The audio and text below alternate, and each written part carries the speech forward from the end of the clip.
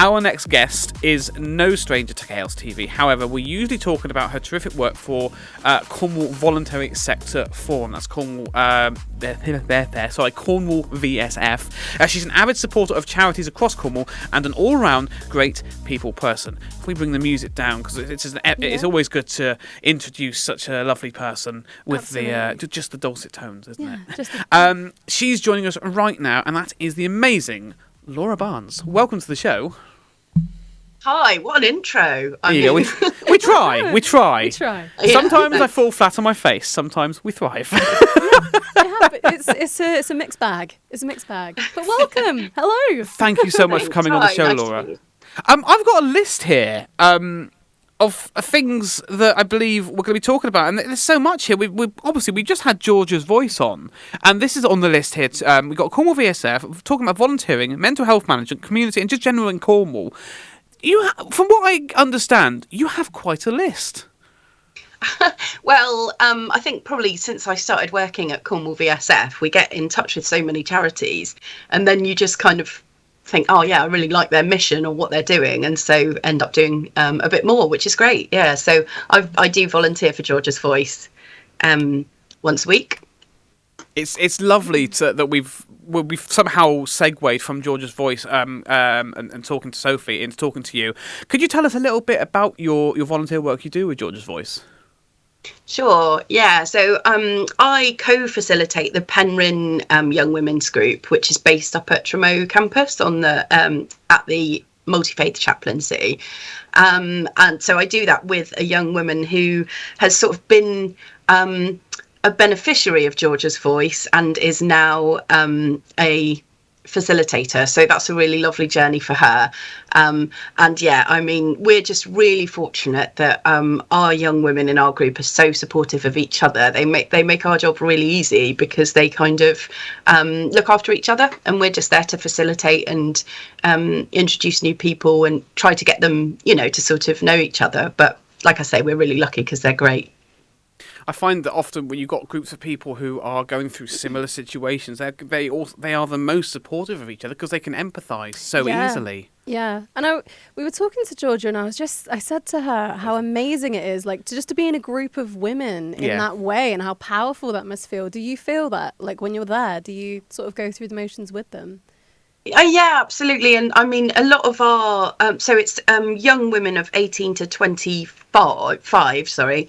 And so I'm a little bit older, and so I think sometimes it's really great for them to talk to peers and know that peers are going through the same thing.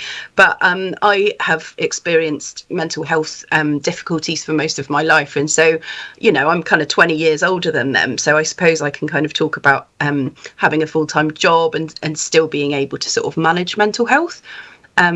So yeah, it is really powerful though, and like I say, it's just really warming when you see them, sort of supporting each other.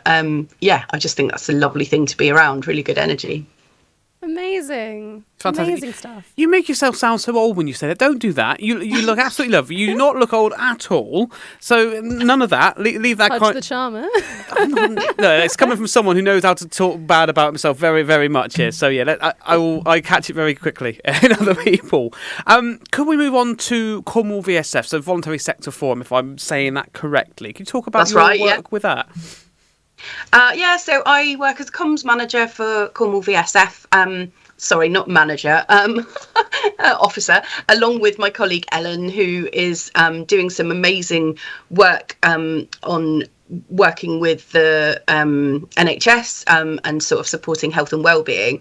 So with VSF, we've got an event at the end of June, which is to kind of introduce charities and VCSE organisations to the ICS, which means integrated care system. And it's this sort of shift from health and social care being separate to merging them together and creating the best support possible for everybody's well-being. And so our event is really looking at how voluntary sector organisations can engage with the ICS and sort of, kind of highlight really the support that we're already giving in terms of people's health, whether that's mental health or or otherwise. Fantastic. Absolutely brilliant. Can we actually stay on mental health? I've got a little note here to talk about mental health management. We talked about a lot about this, again, with Sophie from Georgia's Voice. What could you give us a little bit of info? Because obviously you said you do some volunteer work with Georgia's Voice, and I can imagine you use these kind of skills elsewhere as well. What kind of things would you talk about? What kind of tips and help would you give people for mental health? Well, so I have complex PTSD, which means that because I grew up with sort of adverse childhood experiences, I've learned to be fearful in situations that aren't always fearful. And so one of the sort of main things I practice is like daily gratitude. It sort of sounds a bit corny, but it's a mixture of all of these things that kind of help me to manage mental health. But I suppose with Georgia's Voice in mind, I think the most important thing is finding your community, finding a support group that you can talk to. I know when I've been at really low points, it feels quite daunting to go and talk to somebody else. However, my experience of whenever that happens is like, it's just beautiful when somebody sort of feels listened to. And I think particularly for young people, sometimes they can be in really difficult situations where they don't feel sort of believed and listened to. And I think that finding a support group, it's like you said, it's people who understand your situation and so they can have empathy. I think find someone to talk to, whether that's through online support like the Samaritans or a variety of local organisations that can support you, or look at Georgia's Voice, or if you're over 25, there's Your Voice Cornwall. There's specific groups for men like Man Down. There's a lot of support out there. Mm-hmm. So coming off the back of that one, we're going to talk about community, aren't we? So that really kind of goes hand in hand with talking about that kind of support. What's your views and feelings on that? I think it's creating community, really, isn't it? That's kind of really important. So another thing that I do is I do some time with the fish factory in Penryn, because I live in Falmouth. And the fish factory has workshops, it has an art gallery, it has music events, and it's a really inclusive, safe space. So one of the things I was sort of sharing with our young women's group the other day is, if you just need somewhere to go, I feel like the fish factory is a really safe space where you're going to sort of be around people who will listen to you and look after you. And I think every town has got a place like that. So in Falmouth, I know the Dracaena Centre is a really welcoming space. In Newquay, I think that Disc is that sort of space. In Redruth, Cornwall Neighbourhoods for Change have got the Elms, I think it's called. And I think accessing those community spaces and just sort of finding out what's going on. Again, it can feel daunting if you're not in the best place, but usually, a lot of, I feel like it's connection that sort of really helps people to have a different perspective or be reminded of what's good about people. And I think community is really important. And I don't know about you, but I kind of feel like the pandemic really highlighted that. I mean, what was your experience in the pandemic? Oof. Oh my goodness! So it's been turned around. I've never had this before. It was. Before. Now we're having little mini interviews. So I worked at Tesco throughout for about 16 months from when the pandemic started until about a year and a half later, and it was an unreal experience. I mean, especially in mental health, because we weren't even given masks, or it wasn't compulsory to actually wear masks until I think it was at least 3 months in. Which was kind of crazy. So like a lot of people who were kind of working in the supermarkets and stuff, outside of that, I was a creative, I was enjoying going and acting, and I was doing some stuff with Knee High, and I was like, oh, this is really great. Things are really going well. And then COVID came along. So I think it especially impacted young people in that way, and especially all the creatives. And then you had to go and work in a supermarket where there really wasn't any of that support, to be honest. It was just very much like, you come into work, you do what you got to do. And I saw so many different people, so many different walks of life. There were, old women who would come in, and I saw them go through the first stage and the second stage and the third stage. And it was just like, you know, some of them were crying, and it was like you actually had to kind of step up and be there for that person in that moment. But, you know, it was a lot. It was a lot to take. But I mean, I feel like it was quite a good experience in a way. Yeah, that's so. I mean, you know. Oh, we got a little bit. Heroes, I think. My. Oh. You're all good. We lost you for a second. You're back. It's all good. Okay. Yeah. I think that my partner and his eldest daughter were both working in supermarkets during the pandemic, and yeah, I mean, the amount of sort of, like you say, almost community care that you end up doing in a situation like that's completely unsung, really. So yeah, thank you, because it's a lot. It's a lot for people to do, as you said. I must admit, myself and my partner Els, we ended up in a bit of a weird situation because obviously people weren't allowed to move at that point. How you know, people couldn't move really. They were stuck where they were. Well, we were in a situation where we needed to move. My partner worked in Iceland throughout the entire pandemic, but we were stuck with her mum at the time, bless her, and her stepdad, both who were immunosuppressed. One partially, one completely, and obviously she's working at a supermarket in the middle of the pandemic, and it was a possibility of bringing it home. So we had to sort of write letters out to estate agents, like giving out like a plea of, please, have you got anything that we can just sort of move into and rent? Because we wrote the letters out, they said, well, that's fine, we've got proof that you are in need and we are allowed to do this if you do this. Great. So we managed to find a place. It wasn't the best of places, it was a small old place, but we did that, and then we ended up in this tiny little place in the middle of Camborne for a year, just seeing no one unless she was going to work. That was it. And my mum, bless her, 2 years, she went nowhere. She saw no one. She's 72 with a list along her arm of things that's wrong with her, bless her. But she religiously stayed home, and we just made sure she had everything she could there. Sometimes, like for about half a year, we didn't even see her just because of how, at the time, how risky it was. And she said it's weird going back out again now. It feels almost overwhelming. Yeah, I think a lot of people struggle with that even still now. Like, I mean, there are just certain events, or there are certain, like, even just going out for a night out and things, there is just this air still. It's slight, but it's there. Yeah. It's hanging around. Yeah. I think it's really funny. Like, you know, I was at a children's birthday party the other day, and you know, that whole sort of blowing candles out on a cake thing feels like a thing of the past, really. Oh yeah. I never thought about that. I celebrated 2 birthdays in lockdown. That's crazy. My 19th and my 20th. Oh yeah. Wow. Lockdown. Crazy. That was depressing. It's a depressing age to not celebrate. Well, surely your 21st has got to be a massive celebration then. If we did that. It was great. I fractured my toe. Kind of good night, sure.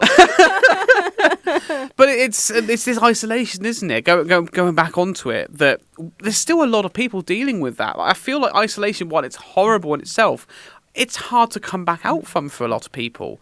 And some people need to go at that very gently. Some people might need a little bit of help here and there. And I suppose that's where it comes back to community, isn't it? You need people in the community just to try and help each other. Yeah. Yeah, and it's really exciting to sort of know that there's, you know, a real sort of push for social prescribing. There's people whose job it is to kind of help people reintegrate into the community. But I think it's, you know, part of our role, I suppose, at VSF is trying to connect all of those things and show everybody like where all the support is. And so one of the exercises we've been trying to do is like mapping that support really, and just what, you know, because somewhere like the Dracaena Centre, people might know about because it's quite big and you drive past it on a main road, but people might not know about some of the sort of smaller community spaces that are also there for people.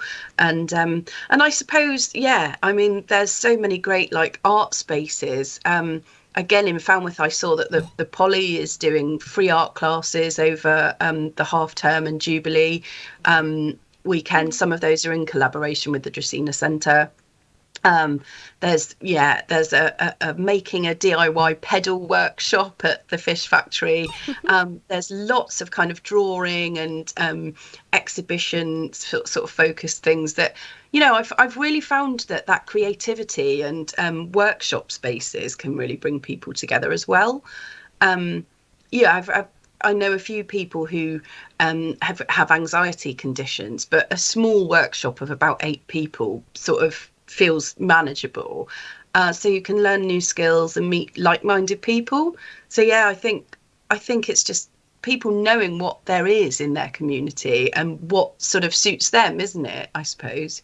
Yeah, and it's where social prescribing really, really helps, doesn't it? Because some people might not know what out there. In fact, I've talked to a lot of people. I wouldn't know a lot of the things that are available. I didn't know about the fish factory. I'm Penryn, and I had no idea about that. But you go to a social prescriber, they will know all these things. They'll be able to help you not only find all of these places, but help you work out maybe what's best for you, what's best for your schedule, what's best for your personal situation. And social prescribing is doing so well lately, isn't it? It seems it's going up and up and up. We're talking about it more and more and more. The availability, the amount of social prescribers is going up and up and up. It's fantastic. Yeah, it's brilliant. It's just, I suppose sort of long overdue. I did find it funny though, because I was talking to my dad, who is 72, and about why don't you try and find like a group in the community that you could get to know new people? And he said, I don't want to do flower arranging. And I think the pub is his community space, and I think that's important too, though. Again, sort of in Falmouth, Beowulf is a really unfortunately, it's not easily accessible because of stairs. Yeah. But if you're able to manage stairs, it's a brilliant space inside where there's kind of like a local artist who does a lot of installations, and it's just a really welcoming space. In the daytime, you can kind of sit with a coffee and read a book.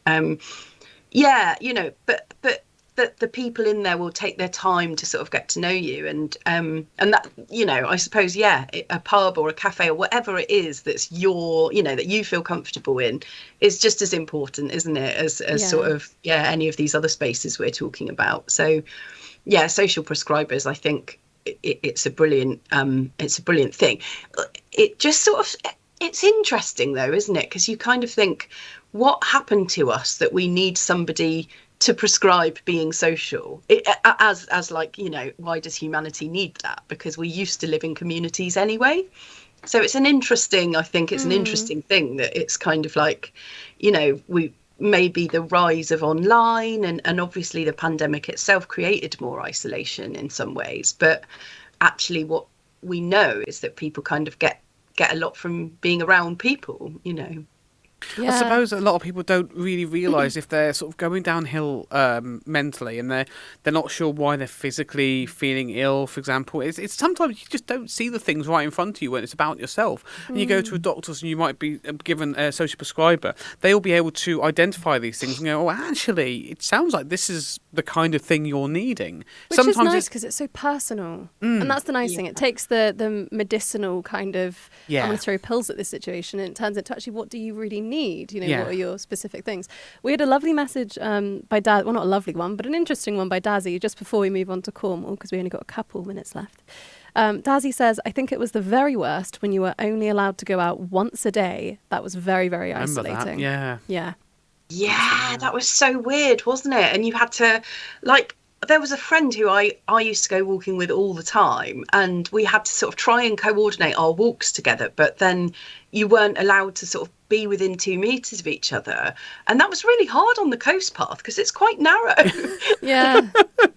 Do you want to go near the cliff edge, or shall I go near the cliff edge? That's But that's a good time to move into Cornwall quick. So we'll just kind of finish up talking about Cornwall. What do we feel about Cornwall? Yeah, how do you feel? What are the services like, in your opinion? How are we progressing in regards to the sort of community groups, the sort of approaches towards mental health? How have you seen things for yourself?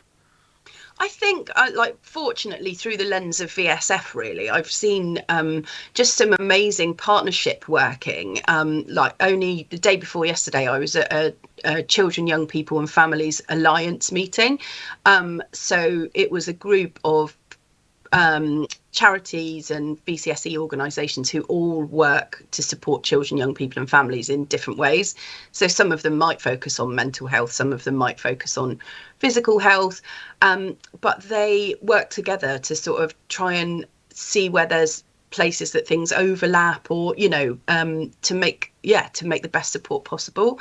So I think that's really brilliant. One other thing I wanted to say actually was that volunteering itself can be a really good way to get into community spaces. And so, you know, I think that in Cornwall we do see like quite high numbers of volunteers. I think this might be partly because we have some brilliant festivals down here, like the Great Estate is coming up, and my favourite one. Boardmasters. Yeah, favourite one. And like if people can volunteer at those, you know, that you're there to sort of support community in a way, and you know, sort of maybe if you're on lower incomes, it's a good way of getting into festivals. So there's a recently set up organisation called Safer Spaces, and they do brilliant work to kind of educate people about sort of tackling violence against women and girls. And they're looking for volunteers at the moment for boardmasters. So I think their website is saferspaces.co.uk. Yeah, I think Cornwall is a really brilliant place for volunteering and volunteers and for community. I think it's you know, we're seeing so much collaboration, and I think that's only going to happen more as we sort of move into this ICS model. And just, yeah, I just feel like really privileged working for VSF to hear about all of the great sort of community support that's going on.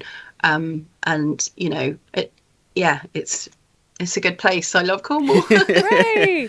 Laura, we're running out of time, but it's fantastic to chat to you and talk about all these lovely things that are being done. It's nice to see the positivity coming out and the actual actions being taken, and to know that we're moving in the right direction. You know, all of us together. So thank you so much for coming on and sharing your experiences as well. You're a busy bee. You are a busy bee. Flippin' heck. It'd be lovely to have you back on Chaos TV again sometime. Yeah, we'll catch you soon. Thank you so much for having me. It was a great chat. Take care. Okay. Thank you so much, Laura, for coming on. Appreciate it. Cheers.